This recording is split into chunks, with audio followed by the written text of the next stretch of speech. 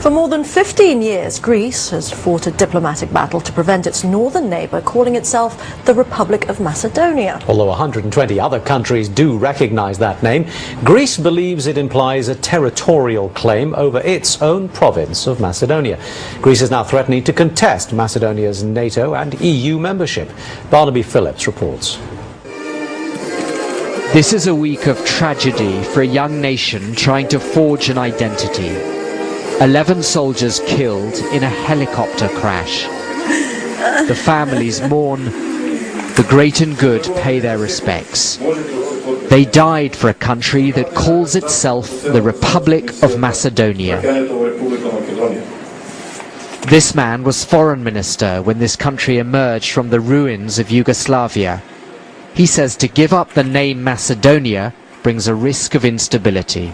Renouncing Macedonia and what we understand by that name would mean losing identity, and then would open these doors for history to come back in the sense of whose territory it is, whose souls do these people have, who are they, and so on. So it would be it would be something that would not be possible.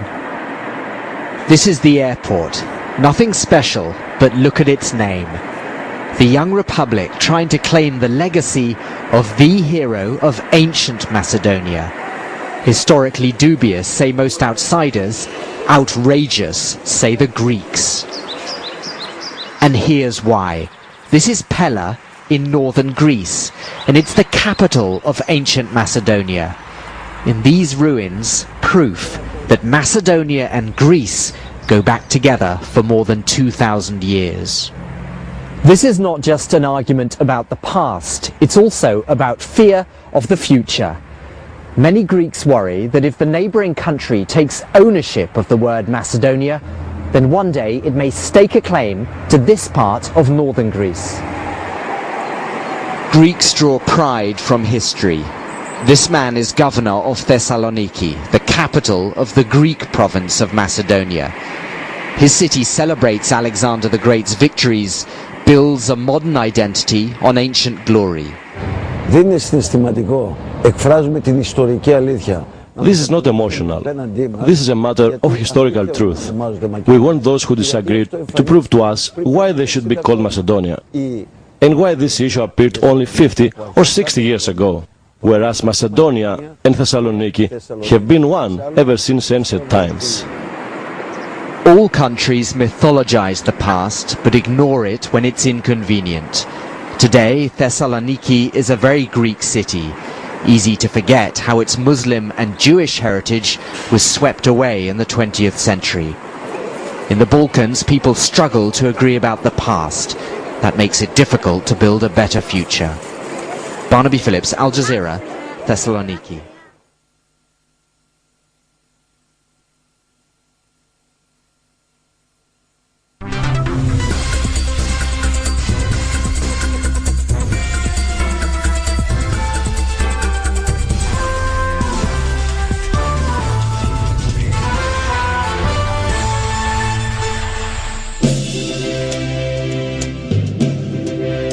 This wise but strict commander only lived for 33 years, but he had enough time to create the greatest power the world had ever known.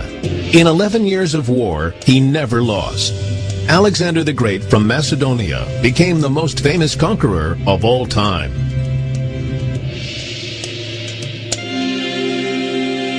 Alexander was the son of the Macedonian king Philip II. Even as a child, he loved the poems that the Greek poet Homer wrote about heroes.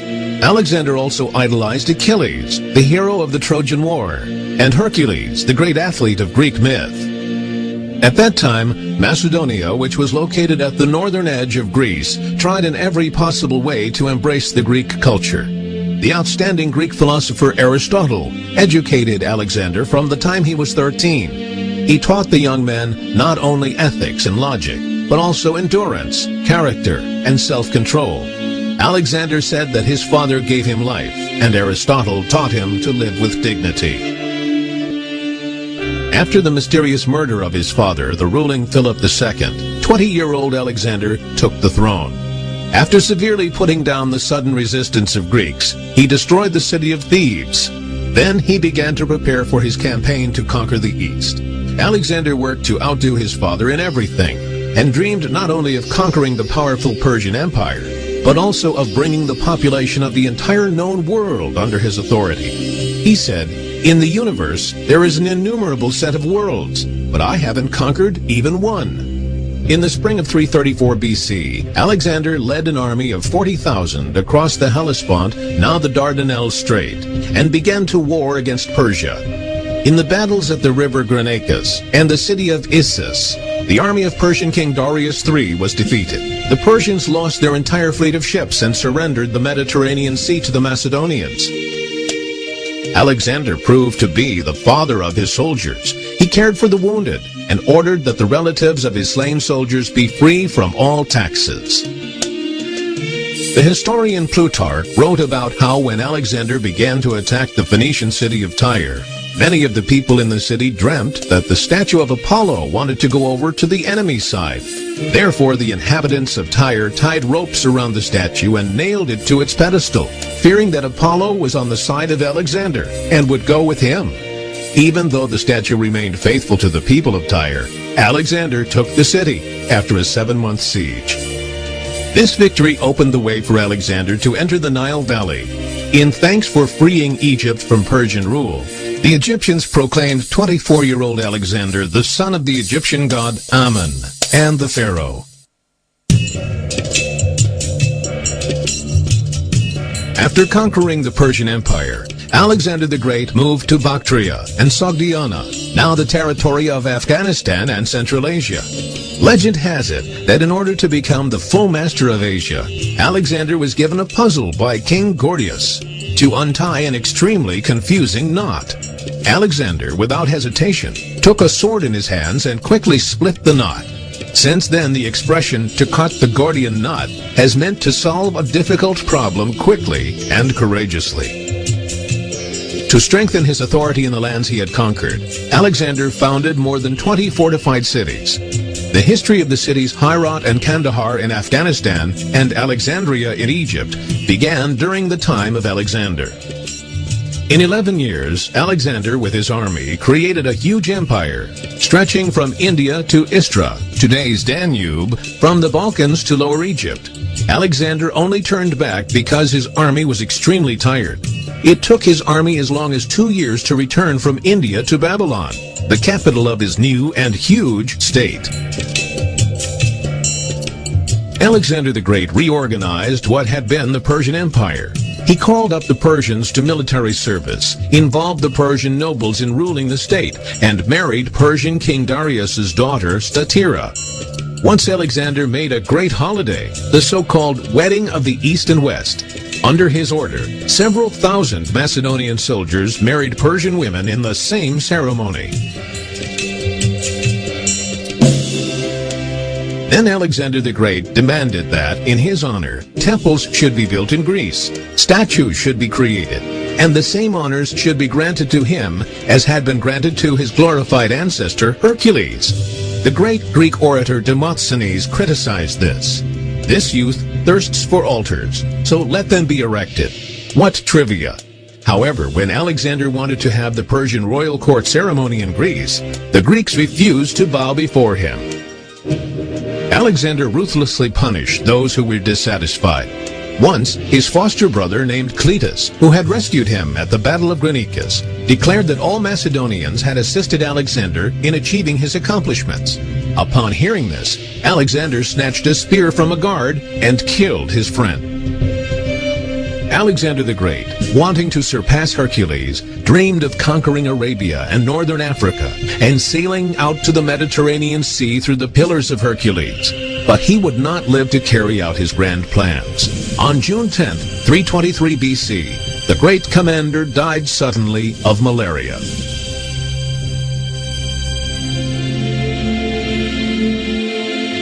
The huge power which he created appeared to be unstable, and so his military leaders divided it. They distributed the Greek culture across Mesopotamia, Iran, Syria, Judea, and Egypt. Alexander the Great, from Macedonia, brought together the civilizations of Greece and the Middle East, and began the great period in Greek history known as the Hellenic Age.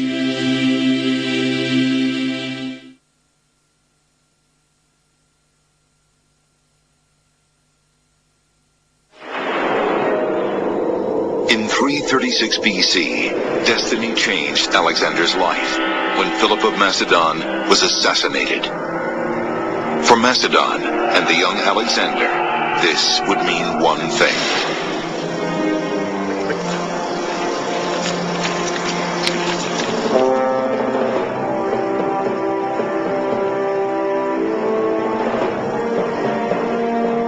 Philip's death did not stop the Macedonian plans for conquest. Just 20 years old, Alexander took control of the army and marched on Greece, which rebelled after Philip's death. Athens and the other city-states surrendered to the young king. The Macedonian army was unstoppable. Next, Alexander turned his attention east to Persia. The Persian Empire was, in its day, the greatest empire in history. There had never been anything like this. As big as the Persian Empire, as organized as the Persian Empire. At its height, it stretched from the Indo-Pakistani border in the east all the way to Macedon. And in the south, it included Egypt. Persians and the Greeks had been at war in one way or another since about 550 BC, so for well over 200 years. Persia had invaded Greece, had conquered Macedonia, had burned Athens to the ground, had violated the temples of the gods. Alexander grew up with the idea that the ultimate grand prize was the Persian Empire.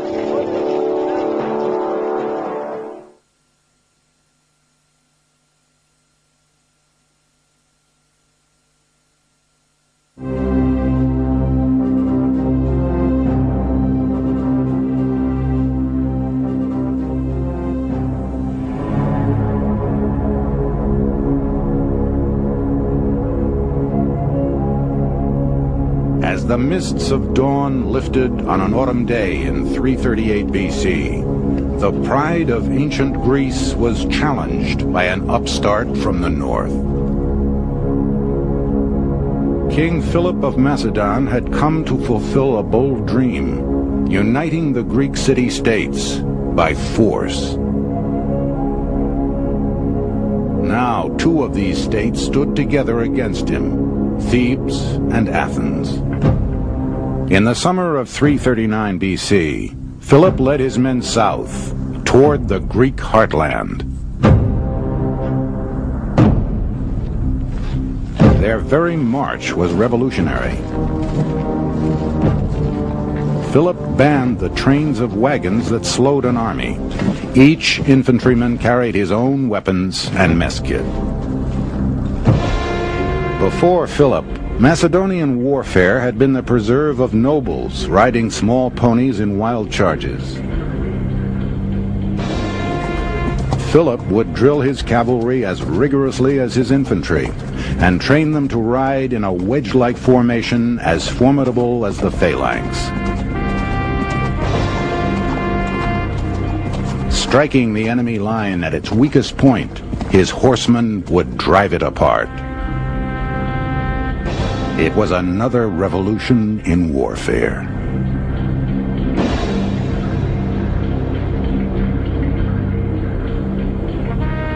At a place called Chaeronea, Philip's army found their way barred by more than 30,000 Greeks.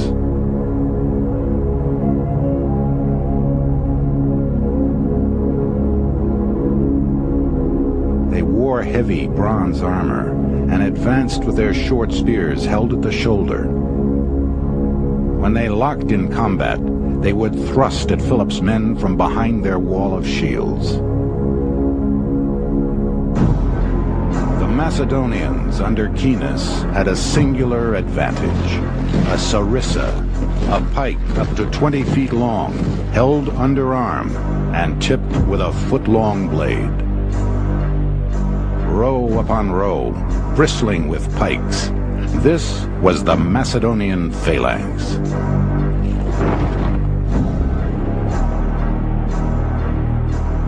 Each man of the first rank was the points of 5 pikes extending beyond him. Those further back than the 5th rank hold theirs slanting over the shoulders of those in front, so as to protect the whole formation, keeping off by this serried mass of pikes all missiles.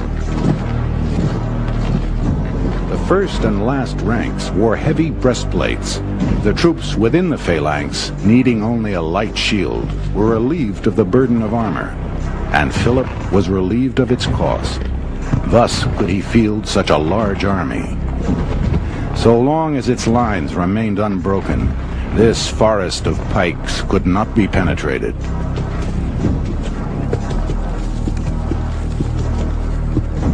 It was the job of the phalanx to punch a hole in the enemy line. Then the companions, the elite Macedonian cavalry, would drive their wedge through it. Philip now deployed his infantry, 30,000 men. 2,000 horsemen under his teenage son Alexander waited for their opening.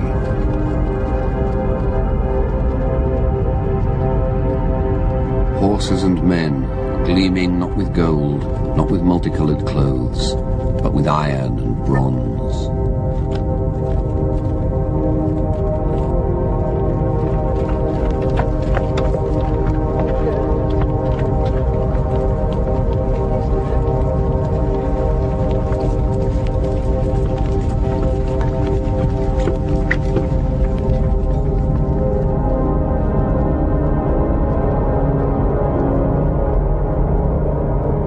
$60,000 men advanced across the plain.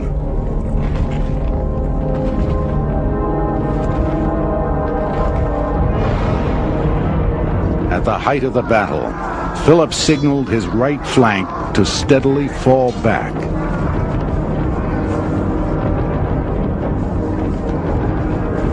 The Greek general cried out, "We've got to keep attacking until we push the enemy back to Macedonia."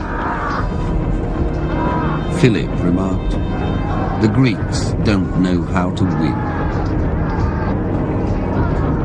On the Macedonians' right, the men kept pulling back. Sensing victory, the Greeks surged forward. What looked like retreat was a well-rehearsed trap.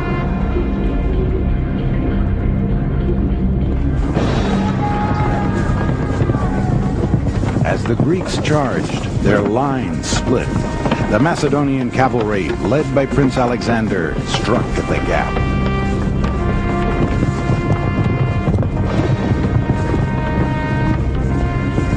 The whole Greek line buckled and broke. Vulnerable without their phalanx, they were run down by Philip's horsemen.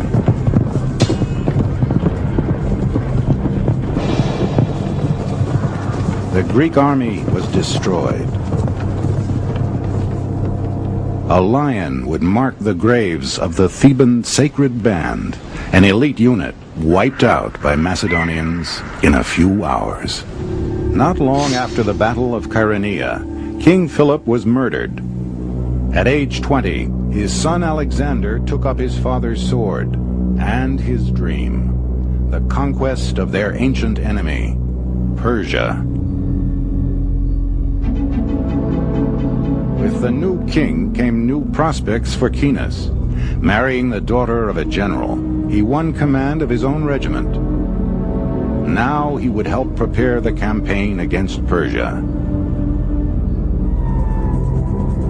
No obstacle halted Alexander's army.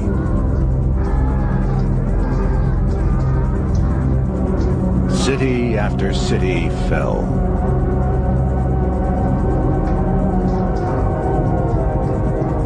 Persians deserted and swelled the ranks of the victorious Macedonians. Then this unstoppable force came to an object that would not yield. The city of Tyre. Built half a mile off the coast of what would become Lebanon, Tyre was an island fortress with walls 150 feet high. Its resistance would test the Macedonians to the limit. After 6 months of siege, the Macedonians showed no mercy.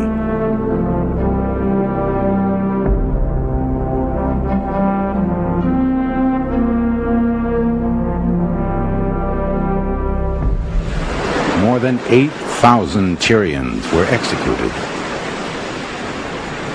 The rest, 30,000 people, were sold into slavery.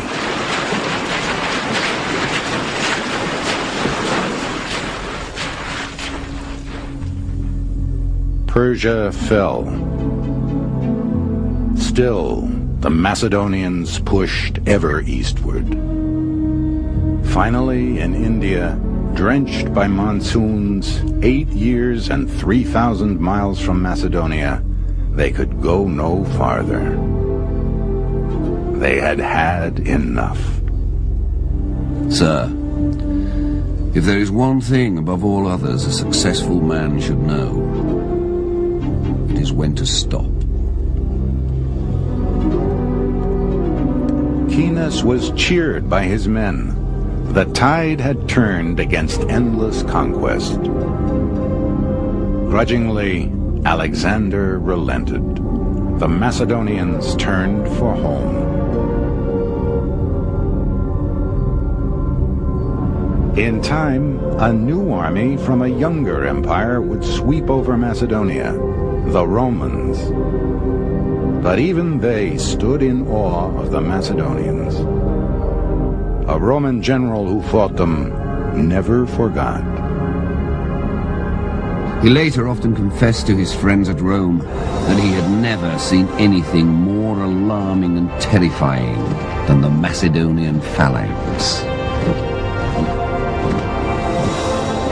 In the service of Alexander, Keynes had helped mold the largest empire the world had yet seen, and the greatest army. He himself had risen far through the ranks and traveled farther than any soldier before him. He never saw his home again. On the way back to Macedonia, he, like Alexander, died.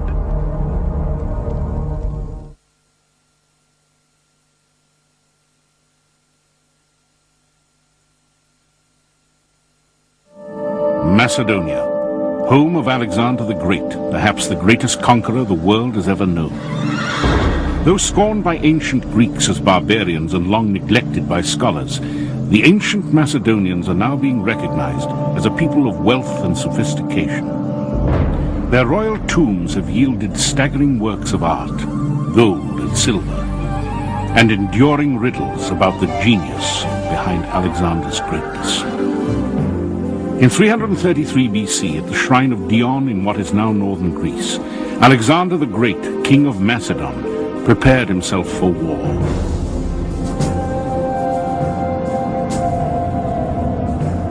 Mount Olympus, fog-enshrouded home to the gods, loomed above him. He must have believed the gods would show him favor. A military genius, his army an efficient killing machine, Alexander was the only man in history to conquer the known world. Moving across Asia, he invaded the Persian Empire, then advanced as far as India, spreading the culture of the Greeks across the globe.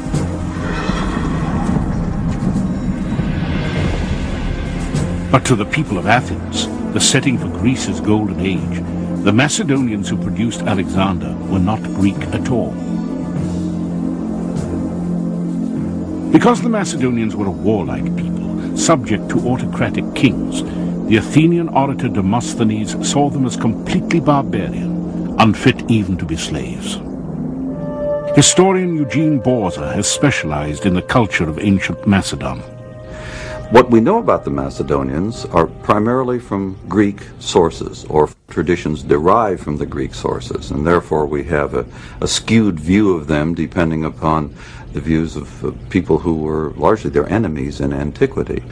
Greeks, after all, lived in city-states, the way Greeks thought proper civilized people should live, whereas the Macedonians lived under what the Greeks considered to be a primitive and highly authoritarian monarchy. Archaeologist I.M. Akamatis sees evidence that the Macedonians fully embraced Greek culture and made it their own. In the stones of Pella, Akamatis sees the presence of the Greek philosophers and poets invited here by the Macedonian kings. I thought it was a great place for any young archaeologist to work. At the time I thought it was a short work. Now I find out it's a lifetime work. Figures like Aristotle worked here. He studied shortly here, and then he took Alexander and his friends to Mysa and taught them the Greek thoughts. Among the discoveries at Pella are inscriptions bearing the language spoken here in ancient times, a Greek dialect known as Doric. Artifacts uncovered at Pella are ample proof of a rich Macedonian culture.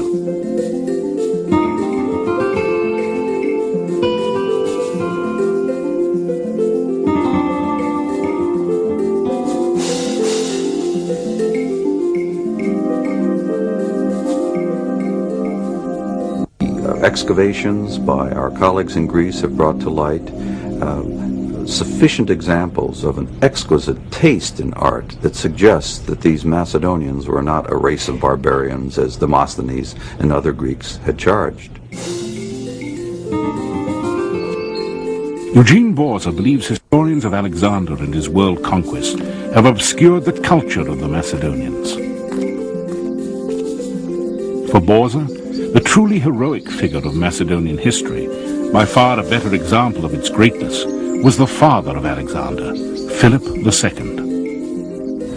Undoubtedly, Alexander was young and impetuous and brilliant, and perhaps, along with Napoleon, the greatest military genius of all times.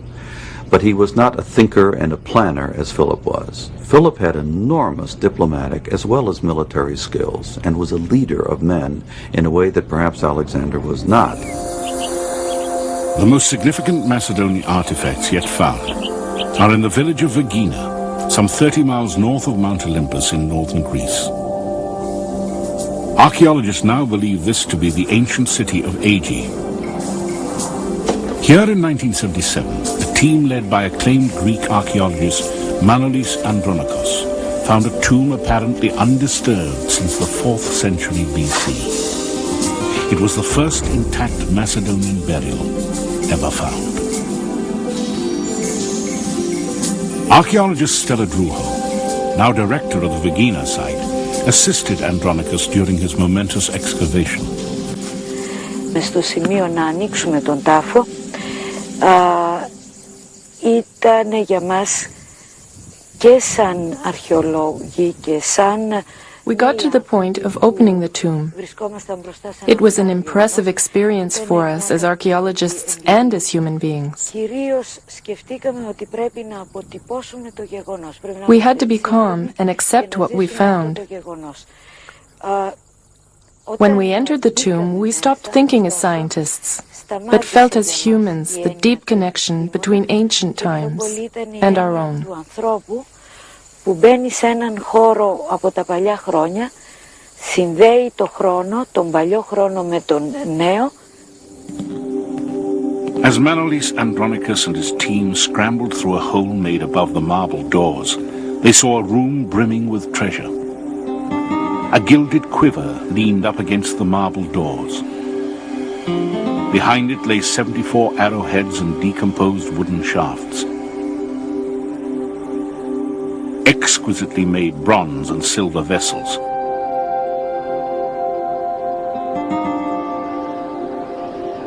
Swords and armor trimmed in gold. A crested helmet of the style worn in Philip and Alexander's military campaigns. And scattered bits of gold, leather and ivory that after 5 years of painstaking reconstruction would prove to be a beautiful ceremonial shield. But the best was yet to come. Against one wall was a solid gold casket bearing the emblem of the Macedonian royal house, a sunburst.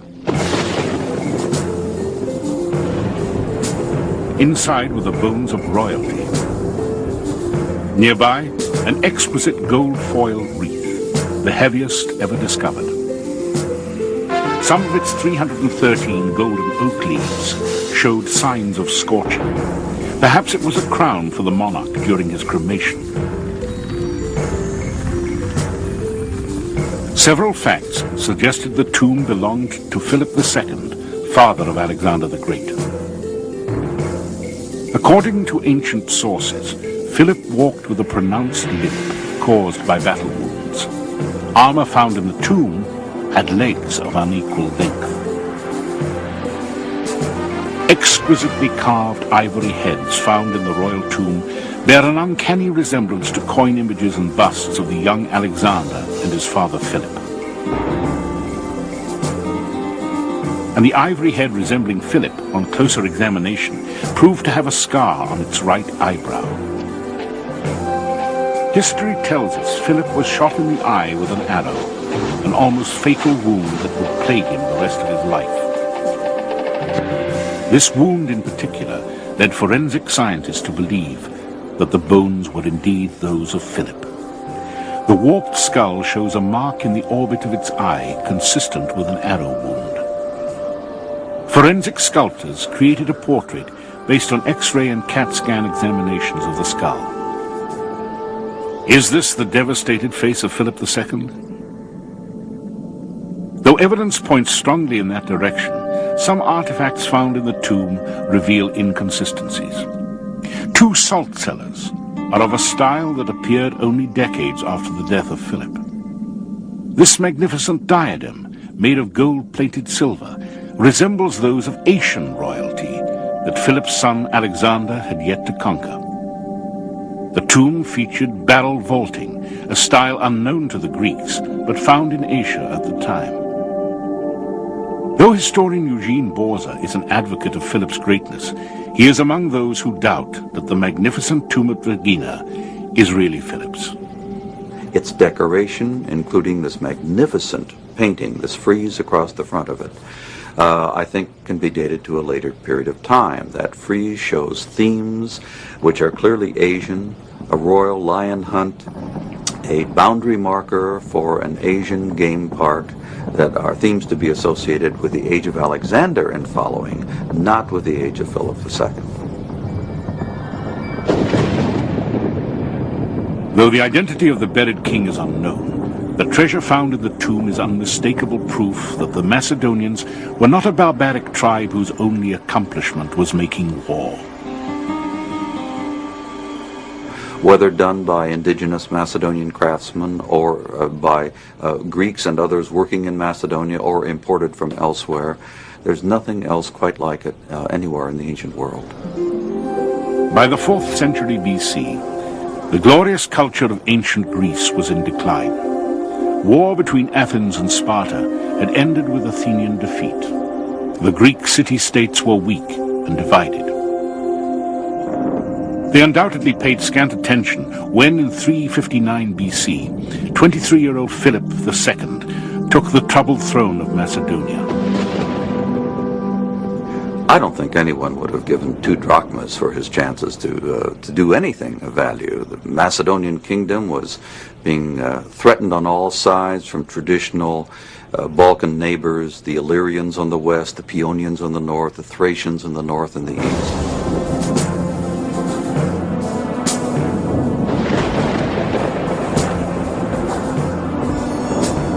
Through force of arms, Philip united the Macedonian kingdom and defeated neighboring tribes to the north and east.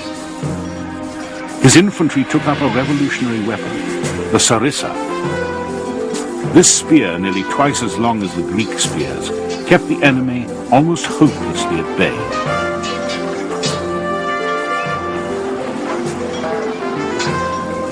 He perfected the previously little-known art of siege warfare, creating a corps of engineers to design siege engines and catapults that became the terror of Greece. But when Philip sought respect from the Greeks, he got nothing but disdain. At the site of Macedonia's royal palace in Vigina, archaeologist Stella Druho explains. Η Μακεδονία κυβερνάται από βασιλείς, είναι ένα βασίλειο. Macedonia was ruled by kings. It was a kingdom. Athens had democracy, a great achievement of the Greek civilization. Demosthenes defended democracy versus monarchy, the Macedonian political system.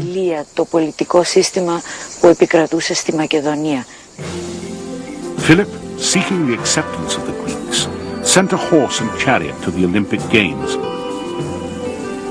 and invited the great poets and scholars of Greece, such as Aristotle, to the Macedonian capital at Pella.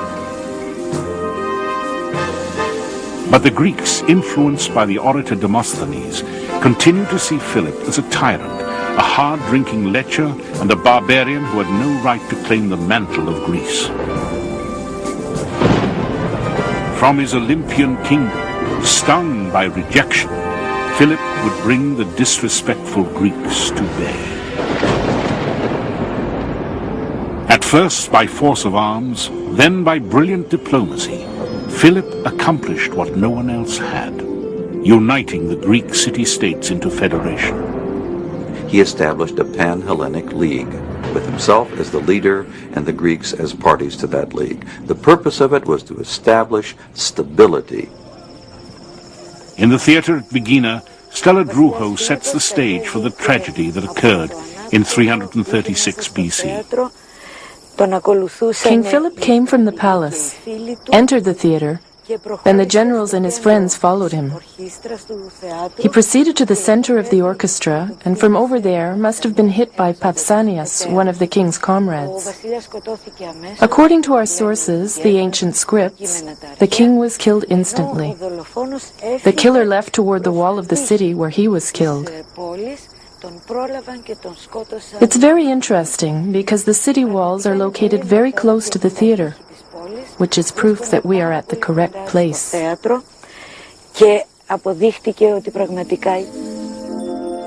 Suspicion of involvement immediately fell on Philip's queen Olympias, and to some extent on Alexander.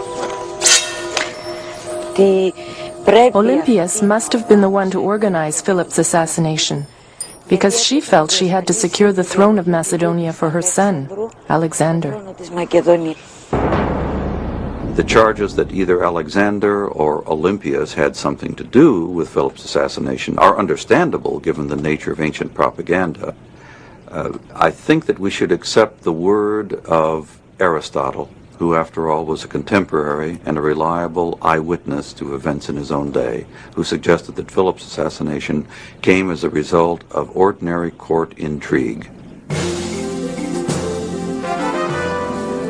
Modern Greece, stretching from the southern isles to the highlands of ancient Macedonia, is the legacy of Philip II, the first to forge it into a single unit. But Alexander would take his father's place as the immortalized conqueror of the world. Alexander would never return to his native Macedonia. Having completed his conquest, he died in Babylon at the age of 32. His mysterious death came after a long bout of alcoholic revelry. Some have suggested he was poisoned. In the meantime, his campaign had exhausted the resources of his people. Macedonia would fall prey to waves of political corruption and intrigue.